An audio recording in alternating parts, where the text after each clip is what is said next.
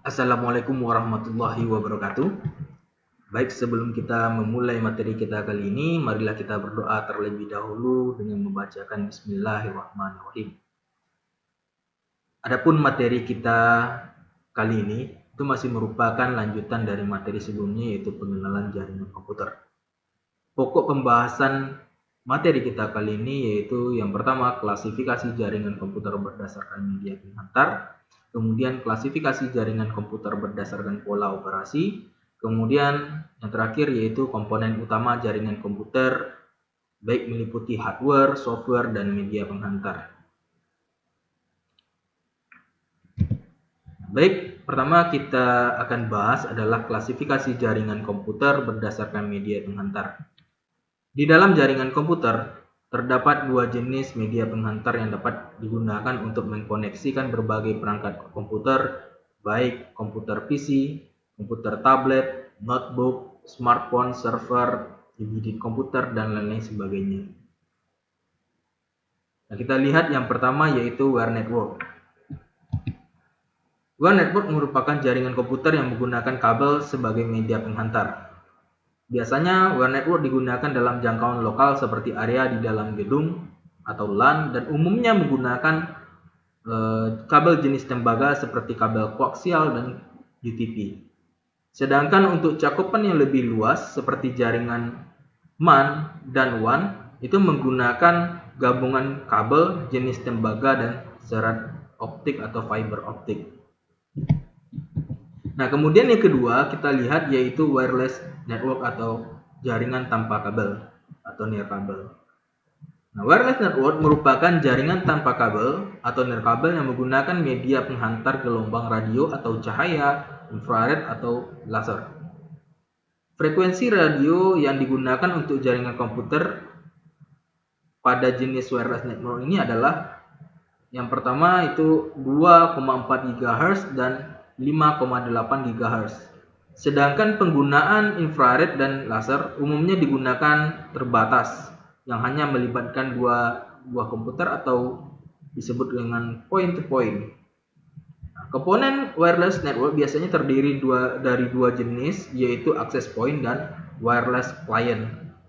Nah, sedangkan kelemahan dari wireless network dipengaruhi oleh beberapa faktor seperti jarak, kecepatan, daya pancar, dan akses point yang tidak kompatibel.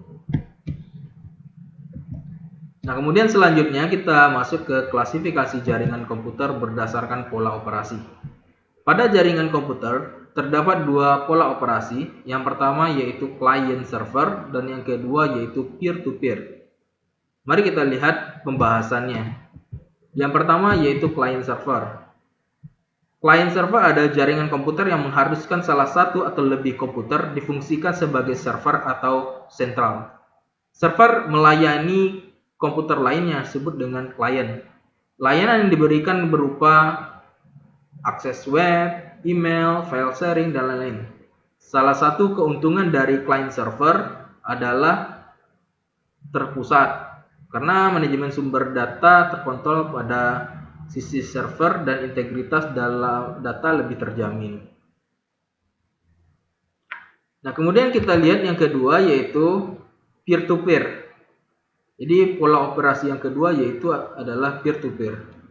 Peer-to-peer adalah jaringan komputer di mana setiap komputer bisa menjadi server sekaligus klien, sehingga tidak ada komputer yang lebih utama dibandingkan komputer lain. Setiap komputer dapat menerima dan memberikan akses dari atau ke komputer lainnya. Biasanya peer-to-peer banyak diimplementasikan pada jaringan LAN. Salah satu kelemahan dari jaringan peer-to-peer adalah masalah manajemen dan security yang tidak terjamin. Nah, kemudian kita lihat apa saja yang diperlukan untuk membangun sebuah jaringan komputer. Nah, di dalam membangun jaringan komputer, kita memerlukan tiga komponen utama, yaitu yang pertama hardware atau perangkat keras, kemudian yang kedua yaitu hard software, dan yang ketiga adalah media penghantar. Jadi ketiga komponen utama ini itu harus ada di dalam jaringan komputer. Nah, kita lihat yang pertama kita bahas yaitu adalah hardware atau perangkat keras. Adapun jenis hardware pada jaringan komputer umumnya membutuhkan tentunya yang utama adalah PC. Pada setiap PC memiliki komponen minimal memiliki komponen yang disebut dengan NIC atau Network Interface Card, atau biasanya kita sebut dengan LAN card, yaitu sebuah kartu yang berfungsi sebagai jembatan dari komputer ke sebuah jaringan. Kemudian yang selanjutnya yaitu switch, yaitu sebuah perangkat keras yang memungkinkan terjadinya distribusi paket data antar komputer dalam jaringan dan mampu untuk mengenali topologi jaringan di banyak layer sehingga paket data dapat langsung sampai ke tujuan. Kemudian selain switch, itu juga ada disebut dengan perangkat hub. Fungsi switch dengan hub itu hampir sama. Hanya saja hub tidak dapat mengatur alur jalannya data di jaringan. Setiap paket data yang melewati hub akan dikirim secara broadcast ke semua port yang ada hingga paket data tersebut sampai ke tujuan. Namun pada dasarnya switch itu lebih banyak digunakan saat ini dibanding dengan hub.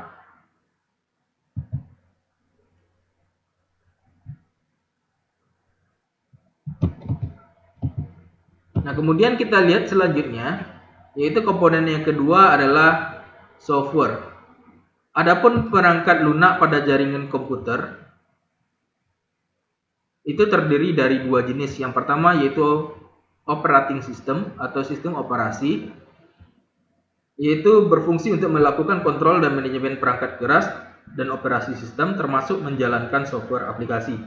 Adapun contoh sistem operasi yang digunakan dalam jaringan komputer yaitu Windows, Linux, FreeBSD, BOS, dan lain-lain. Kemudian yang kedua yaitu aplikasi software, yaitu berfungsi sebagai aplikasi yang digunakan dalam manajemen dan servis jaringan. Contohnya seperti web server, mail server, FTP, file server, dan lain-lain. Nah, kemudian yang selanjutnya, komponen yang ketiga adalah media penghantar. Di dalam jaringan komputer seperti yang telah kita bahas sebelumnya, itu terdapat dua jenis media penghantar yaitu wire network atau kabel, dan yang kedua wireless network atau nirkabel, dan salah satunya lagi yaitu satelit. Nah, pada dasarnya sebenarnya satelit itu termasuk di dalam jenis media wireless network atau nirkabel.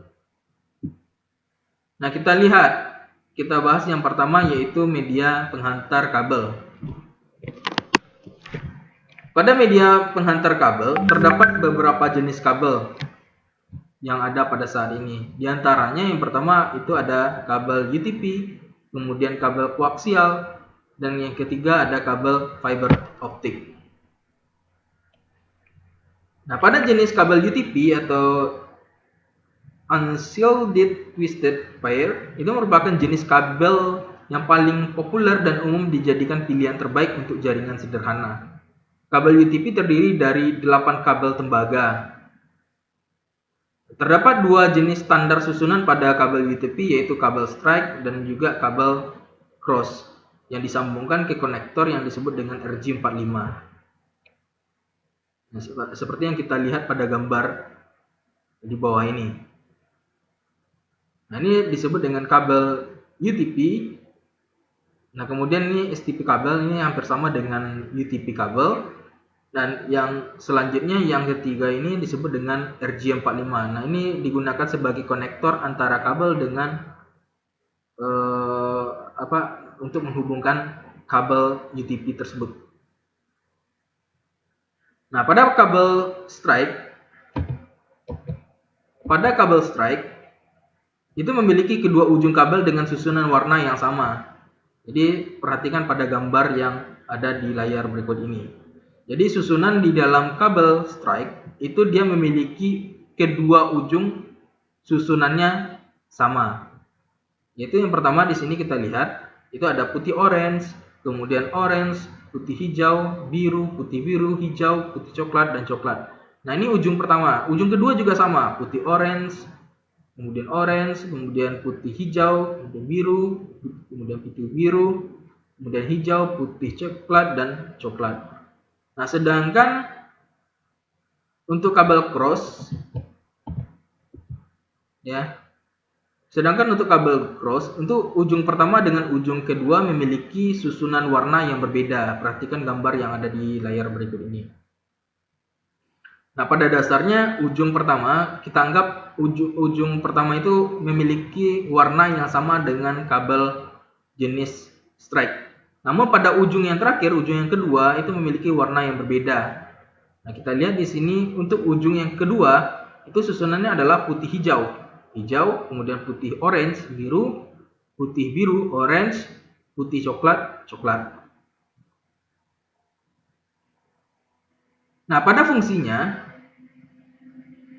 baik pada kabel strike maupun kabel cross itu sama-sama menghubungkan komputer dalam jaringan. Sedangkan fungsi utamanya sebenarnya untuk kabel strike digunakan untuk menghubungkan dua atau lebih jenis perangkat, baik perangkat komputer atau perangkat yang berbeda melalui perantara seperti hub atau switch. Sedangkan untuk kabel cross lazimnya digunakan hanya untuk menghubungkan antar hub atau switch atau perluasan jaringan, atau hanya untuk menghubungkan dua jenis komputer secara langsung. Jadi pada dasarnya kabel cross ini hanya menghubungkan dua jenis komputer saja, atau menghubungkan antara switch dengan switch atau hub dengan hub sebagai perluasan jaringan. Tapi untuk menghubungkan banyak komputer, nantinya kita akan menghubungkan antara switch dengan beberapa komputer dengan menggunakan kabel strike. Ya, jadi susunan untuk cross itu hanya digunakan untuk dua jenis komputer langsung, atau mungkin antara hub satu dengan hub yang kedua sebagai perantara perluasan jaringan. Nah, kita lihat di sini ada dua gambar. Nah, ini merupakan alat bantu yang digunakan untuk membangun jaringan komputer. Yang pertama ini disebut dengan tang crimping. Ini digunakan untuk memotong kabel dan menyambung kabel dengan RJ4 konektornya ya, dengan konektor RJ45, dan mungkin ada konektor lainnya di sini. Nah, kemudian yang kedua yaitu kabel tester. Kabel tester ini merupakan berfungsi untuk memastikan apakah jaringan atau kabel jaringan yang kita buat itu sudah berjalan dengan normal atau tidak. Nah, di sini nanti akan ada lampu indikator untuk memperlihatkan apakah setiap kabel yang kita buatkan tersebut itu terkoneksi. Nah, jika sudah oke, nanti semua indikatornya, maka bisa dikatakan kabel yang kita buat itu sudah bisa digunakan. Nah, kemudian jenis kabel yang kedua yang selanjutnya yaitu adalah kabel koaksial. Kabel koaksial yaitu kabel yang memiliki satu konduktor chopper di tengahnya. Jenis kabel ini biasanya digunakan untuk topologi bus. Jenis kabel ini juga sudah jarang ditemukan untuk jaringan komputer, tapi biasanya kabel ini sering kita jumpai pada antena televisi. Nah, selanjutnya yaitu kabel fiber optik. Ya, jenis kabel ini merupakan jenis kabel jaringan yang dapat mentransmisikan cahaya dan memiliki jangkauan yang lebih luas dan beroperasi dengan kecepatan dan kapasitas data yang tinggi.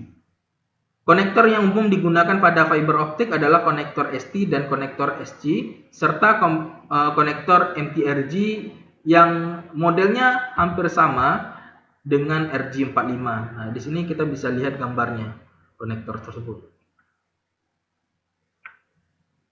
Nah, kemudian komponen media penghantar yang terakhir. Nah, di sini kita bisa lihat ya spesifik kabel dan jangkauannya ya yang terdapat pada fiber optik. Kemudian performa kabelnya ini kita lihat perbandingannya ya. Silakan nanti dibaca saja. Nah, selanjutnya yang terakhir ya, media penghantar yang terakhir yaitu media wireless atau tanpa kabel. Nah, media yang kedua ini merupakan media transmisi wireless yang disebut dengan WLAN. Ya, jadi jaringan tanpa kabel ini atau wireless ini itu biasanya juga kita sebut dengan jaringan WLAN. yang mana LAN yang menggunakan media transmisi wireless bisa berupa frekuensi radio, inframerah, ataupun sinar laser untuk berkomunikasi di antara workstation dan file server ataupun hub. Tiap-tiap segmen mempunyai sebuah transceiver atau antena untuk mengirim atau menerima data nantinya. Seperti gambar berikut ini.